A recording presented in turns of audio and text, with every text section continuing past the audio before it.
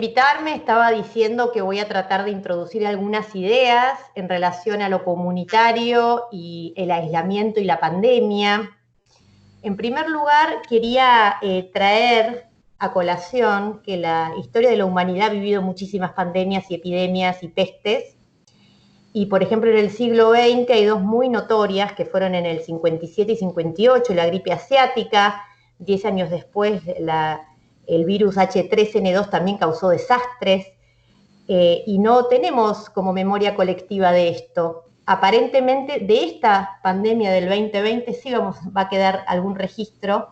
La diferencia con lo sucedido en años anteriores tiene que ver con que estamos, por supuesto, inmersos en una revolución tecnológica, y la hiperconexión, ¿no?, y la globalización nos traen información al instante del otro lado del planeta. Entonces, esto hace mucho de la diferencia. Por otro lado, también creo que hay una gran diferencia en la gestión política de esta pandemia, y voy a hablar un poquito de eso también. No es menor que en los últimos 40 años las ciencias han avanzado en una revolución muy importante en torno al avance contra la muerte, contra el envejecimiento, contra las enfermedades. Esto es un golpe muy duro, digamos, a las neurociencias, que están avanzando. Hay mucha crítica en torno a esto y la ética al respecto. Se ha avanzado mucho en el control, ¿no?, de la vida y de la naturaleza. Esto es un ataque muy, muy fuerte. Nos hace sentir muy vulnerables nuevamente.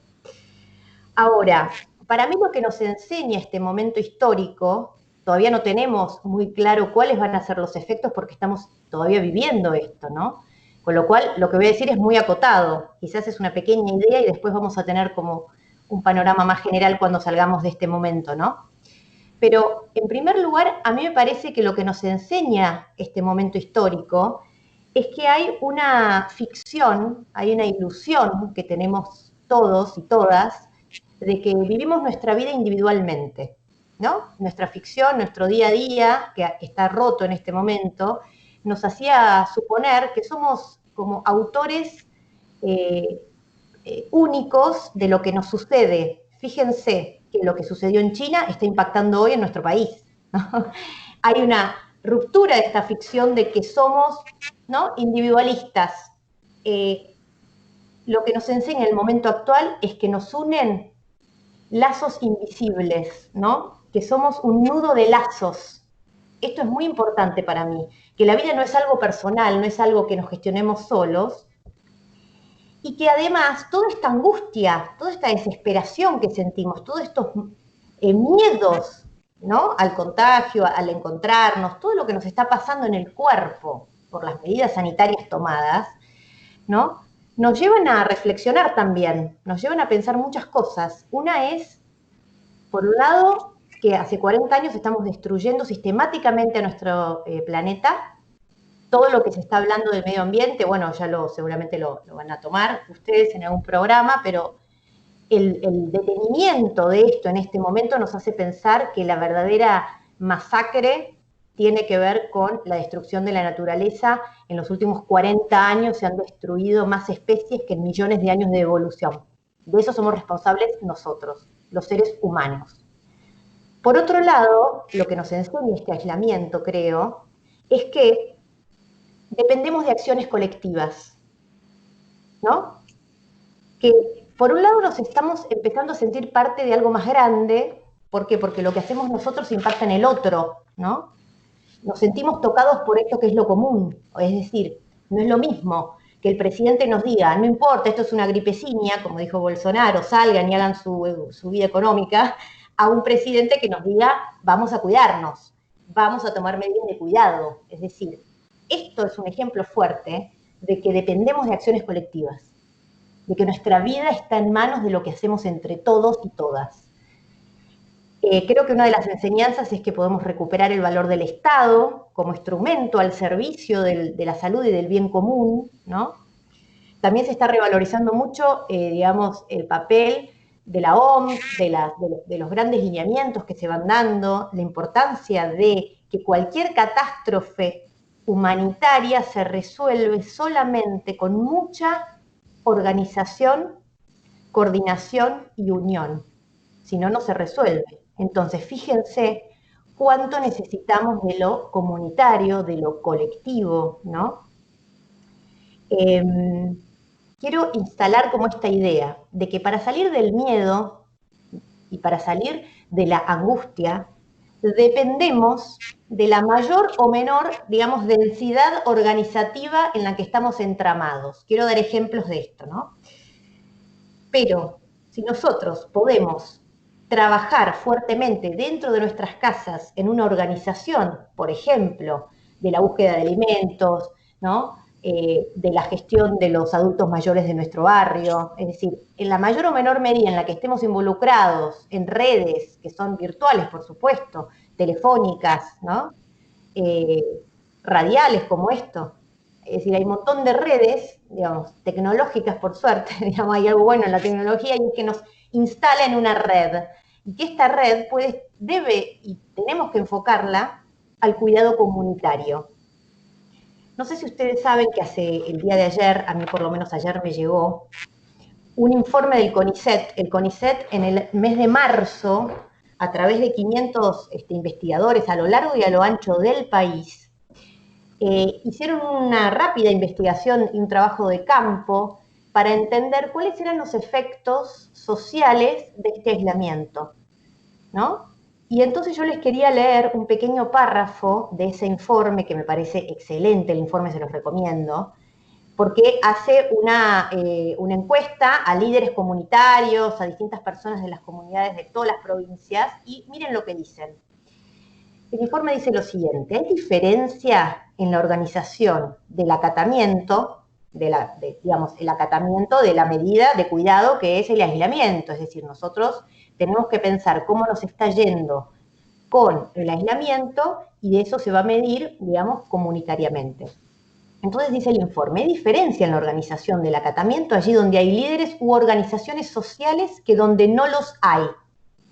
Los líderes u organizaciones sociales, indígenas, políticas de cualquier signo, religiosas, etcétera, han tomado desde el primer día un rol de importancia en la cuarentena. Esto tanto en relación con el acatamiento como con los problemas sociales derivados de ella. Allí donde no hay claros líderes y organizaciones locales, es mucho más difícil gestionar el acatamiento real de las medidas. Apoyarse, reunir y vincular con el Estado a los líderes u organizaciones locales es central, así como trabajar en las comunidades, barrios o parajes donde no los haya o no tengan suficiente liderazgo. ¿Qué quiero rescatar con esto? El rol de la organización que tengamos. Quiero decir que por supuesto que, digamos, la pandemia hay que, digamos, el aislamiento hay que entenderlo en cada contexto. Nosotros estamos recibiendo información y conocemos que en barrios muy vulnerables, la verdad que el aislamiento no se cumple, no se está cumpliendo, no hay un verdadero registro del riesgo por cuestiones históricas, estructurales, ¿no? La verdad que hay poblaciones que no tienen el hábito del cuidado, ¿no? Y además el aislamiento en casas con necesidades básicas insatisfechas tampoco es más saludable, con lo cual la vida se vive en la calle, en la comunidad, y en esos lugares está siendo muy importante el rol, ¿no? de las ONGs, de los movimientos sociales, sobre todo en varios nudos críticos, que se está hablando de los nudos críticos. Uno es la gestión de los alimentos, otra es la gestión del efectivo. Hay muchos problemas con respecto a cómo se gestiona la llegada de dinero, porque hay largas colas, ya lo hemos visto en la televisión. Por otro lado, el cuidado de los adultos mayores que están solos. Y por último, la gestión de las enfermedades crónicas, ya que muchos centros de atención están cerrados, médicos y demás. Esto es un nudo crítico. Entonces, lo que quiero transmitir a los que están escuchando es que en la medida en que nos involucremos en organizaciones para colaborar con nuestros vecinos, nuestros allegados, nuestros familiares, en torno a estos nudos críticos, creo que vamos a sentir menor miedo y menor sensación de aislamiento, porque aislados no estamos todos juntos en esto, ¿no? ¿Cómo es esto Bueno, de lo de sentir menor miedo, ¿no? Porque en la medida que uno pareciera que más se involucra y se organiza, uno lo podría pensar como, bueno, es involucrarme más, es salir más, es tal vez arriesgarme un poco más a eso, pero vos decís que en realidad eso puede hacer que se reduzca el nivel de miedo. Claro, estamos, digamos, tratando de demostrar esta hipótesis de que si nosotros, por ejemplo, llamamos por teléfono a alguien que sabemos que está solo, nos vamos a sentir más aliviados porque subjetivamente esto impacta en nosotros y por otro lado vamos a estar colaborando en esa organización. Todos estamos inmersos, que claro, para la clase media o acomodada o los que tienen acceso a Internet, los grupos están que arde los grupos de WhatsApp. El WhatsApp ha sido el, digamos, el medio de organización comunitaria más importante con el que contamos. Entonces yo, por ejemplo, he participado de grupos donde generamos compras colectivas, ¿no? Compras de insumos para barbijos para salir, las verdulerías, cómo accedemos a ellas. Digo, hay cuestiones que, incluso los chats de las mamás del colegio, de las escuelas. Hay mamás que no tienen impresora. Entonces, solamente mediante la gestión comunitaria, que es a través del WhatsApp, se puede salir de la angustia que despierta lo que hay que gestionar en el aislamiento. Recordemos que en las grandes catástrofes lo que más traumático puede ser no es el episodio en sí, el coronavirus por decirlo así, sino que lo que más traumático puede ser es la gestión de las cosas que necesitamos para sobrevivir. Y en eso tenemos que organizarnos colectivamente, a esto voy, no estamos solos ni estamos aislados. Y de hecho, si aquella persona que está sola y no se puede gestionar sus compras, su efectivo, ¿no? Los remedios que necesita, mayor frustración y mayor síntoma, por decirlo, va a tener, ¿no? claro, vos Claro, perdóname, en cierta forma vos lo que estás diciendo, que involucrarse no implica necesariamente arriesgarse, salir un poco, como que involucrarse puede ser incluso por ayudar en la organización, participar, llamar por teléfono a alguien, eh, bueno, quizás hacer de nexo, esto sería así. Exactamente, exactamente. Por claro, claro. ejemplo, yo he visto videos donde en un edificio todas las personas salen a determinada hora para ver en un espacio común que hay del edificio, había una mujer grande que daba clases de gimnasia. Bueno, ahí no hay ningún riesgo porque están todos separados por los más de 2 metros y sin embargo esa vivencia de trabajar juntos en una clase de gimnasia es absolutamente reductor del miedo, por decirlo así, de la sensación de desesperanza. ¿Me explico? Hay pequeñas acciones colectivas, mandar un video, armar un video de cumpleaños para alguien que está solo o sola, cualquier acción que sea hacia lo colectivo, utilizando, por supuesto, ciertos recursos que tenemos que poder contar con ellos, obviamente, ¿no? A mí Y está claro me que ya nos pareció, muestra mucho la desigualdad en la que estamos inmersos, no todos tenemos el mismo acceso a las mismas cosas. claro. No, me pareció muy interesante eso que vos decís en relación a lo traumático, ¿no? Como, bueno, no es que es el virus en sí, sino cómo lo vivenciamos, cómo lo transitamos. Después, bueno, uno irá haciendo el duelo de algunas cuestiones y la memoria irá rescatando cosas como aisladas y por ahí hasta positivas dentro de todo lo vivido. Sería una cuestión así, como más, situarnos más como autores o como actores en esta situación, más que vernos paralizados, sería una cosa así. Mira, en mi experiencia personal y pequeña puedo transmitir que a mayor cantidad de reuniones por redes virtuales, encuentros, vernos en las pantallas, menor sensación de aislamiento y de soledad y de angustia. Porque esa trama, ese tejido grupal nos va construyendo ahí una nueva escena que nos saca de la angustia. Es decir, estamos revalorizando, por supuesto, lo virtual. Fíjense las cosas que pasan. Hay recitales de grandes artistas que se muestran en las redes, que nos sacan de la angustia, que nos hacen sentir parte de algo en común. Es decir, esta fuerte vivencia de que estamos atravesando más de la mitad de la humanidad este aislamiento, esa vivencia de sentirnos partes todos de lo mismo, ese mismo efecto es, digamos, una manera de atravesarlo saliendo del individualismo. ¿Me Claro, con explico? esto yo me pregunto en relación a pandemias pasadas donde no hay registro. Vos decías, bueno, ¿qué cambios por ahí a nivel de vida cotidiana, ¿no? Se habrán generado Y esto me hace pensar en que seguramente van a haber algunos cambios a partir de esta situación, ¿no? Porque va a quedar como muy como impreso en nuestro cuerpo todo esto, ¿no? Exactamente, hay muchos filósofos que están en este momento situando que hay un riesgo muy elevado de que como estamos como en la sociedad del control, de alguna manera también tengamos como mayor registro de un control sobre nuestros cuerpos. Hay países que ya tienen las apps donde te toman la fiebre, es decir, hay un montón de cosas que van a cambiar, donde hay que estar advertidos de que muchas veces, y esto es una idea como bastante fuerte desde las ciencias sociales, que estas, digamos, tecnologías del control están asociadas al mercado. Entonces hay que tener como una fuerte mirada sobre esto para no quedar atrapados, ¿no? Claro. En las redes del mercado. Esto es el riesgo que se está pensando para el futuro, ¿no? Claro. Y creo que tenemos que utilizar más revolucionariamente las redes, hacia el punto de lo colectivo, de lo vincular, no hacia el punto del mercado. Ese es el riesgo que hay ahora. Claro, claro. Claro, como Sí, que sí, en realidad las redes se podrían usar para, bueno, para el control de la salud, para que la gente por ahí se sienta más como perteneciente a, como esto de cuidado. Yo me quedaba pensando en esta paradoja, ¿no?